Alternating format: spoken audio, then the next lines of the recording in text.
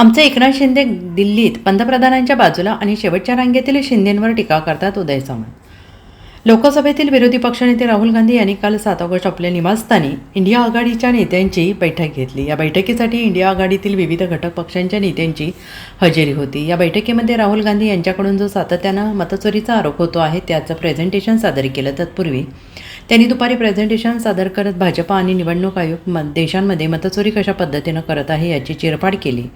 तसेच निवडणूक आयोगावर गंभीर आरोप केले. मात्र राहुल गांधी यांनी संध्याकाळी निवासस्थानी इंडिया आघाडीच्या घटक पक्षांच्या नेत्यांना दाखवलेल्या प्रेझेंटेशनमध्ये शिवसेना पक्षप्रमुख उद्धव ठाकरे शेवटच्या रांगेत बसल्याचं दिसून आले. आता यावरून शिवसेना शिंदे गटाकडून उद्धव ठाकरे यांच्यावर बोचरी टीका सुरू आहे. आज शिवसेना प्रमुख बाळासाहेब ठाकरे यांच्या समाधीस्थळी शिवसेना शिंदे गटाकडून आंदोलनं करण्यात आलेली आहेत. त्यानंतर मंत्री उदय सामंत यांनी सुद्धा उद्धव ठाकरे यांच्या स्थानावरून टीका केली आहे.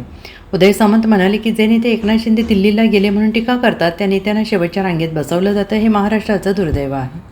ते म्हणाले की आमचे एकनाथ शिंदे दिल्लीला गेले होते तेव्हा पंतप्रधानांच्या बाजूला बसले होते. उद्धव ठाकरे शेवटच्या रांगेत बसून राहुल गांधींचं नाटक बघत होते. शेवटच्या रांगेत बसलेले आमच्या एकनाथ शिंदेंवर टीका करतात आणि त्यांनी त्यांचा अभ्यास केला पाहिजे. त्यामुळे महाराष्ट्राला कळालं की कोणाची कुवत किती आहे, असेही उद्योग मंत्री उदय सामंत यांनी म्हटलेलं आहे. इथं युतीवर चर्चा करायची, इकडं आघाडीसोबत बोलायचं आहे, त्यामुळे हे दिवस आल्याचं उदय सामंत यांनी म्हटलेलं आहे. बघा, बिहारची आता निवडणूक आलेली आहे, त्याच्यामुळं काहीतरी फेक नरेटिव्ह पुन्हा एकदा सेट केला पाहिजे म्हणून हा सगळा उपद्व्याप सुरू आहे. लोकसभेची निवडणूक लागली, त्याच्यामध्ये जे काही जिंकून आले ते योग्य आहेत EVM मधले. आता विधानसभेच्या निवडणुकीला ते योग्य नाही. त्याच्यामुळे एवढीच मोठी शंका असेल तर ते देखील लोकसभेला निवडून आलेले आहेत, EVMवर निवडून आलेले आहेत. त्यांनी पहिला राजीनामा द्यावा, त्यांच्या सगळ्या खासदारांनी राजीनामा द्यावा आणि मग ही मुवमेंट सुरू करावी ना. बरं, सगळ्यात महाराष्ट्राचं दुर्दैव काय, जे नेते माननीय एकनाथ शिंदे साहेबांवर दिल्लीला जातो म्हणून टीका करतात, आमचे नेते दिल्लीला गेल्यानंतर नरेंद्र मोदी साहेबांच्या बाजूला बसलेला फोटो येतो आणि UBTच्या नेत्यांचा शेवटच्या रांगेत बसलेला फोटो येतो. म्हणजे नाट्यगृहात आल्यानंतर पहिल्या रांगेतनं नाटक बघायचं असतं ना, ते शेवटच्या रांगेतनं राहुल गांधींचं नाटक बघत होते. त्याच्यामुळं महाराष्ट्राला कळलं कुवत कोणाची किती आहे. आमच्या नेत्यांबद्दल आम्हाला अभिमान आहे, जे नरेंद्र मोदी साहेबांच्या खुर्ची लावून बसतात आणि जे एकनाथ शिंदेंवर टीका करतात ते शेवटच्या रांगेत होते. हा देखील इतिहास. काही परिस्थिती बदलली वाटते. खुलासा केलाय की स्क्रीनवर त्या ठिकाणी कशा पद्धतीने मतदार याद्यामध्ये घोळ झाला हे दाखवलं जात होतं, त्यामध्ये पाहण्यासाठी ते मागच्या रांगेत बसले होते. आणि हे तुम्हाला पटलं?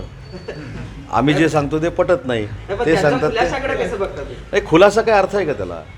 शरद पवार साहेबांसारखी 56 वर्ष राजकारणात असलेली व्यक्ती ही दुसऱ्या रांगेमध्ये बसली होती, तेव्हा स्क्रीनच होता ना समोर.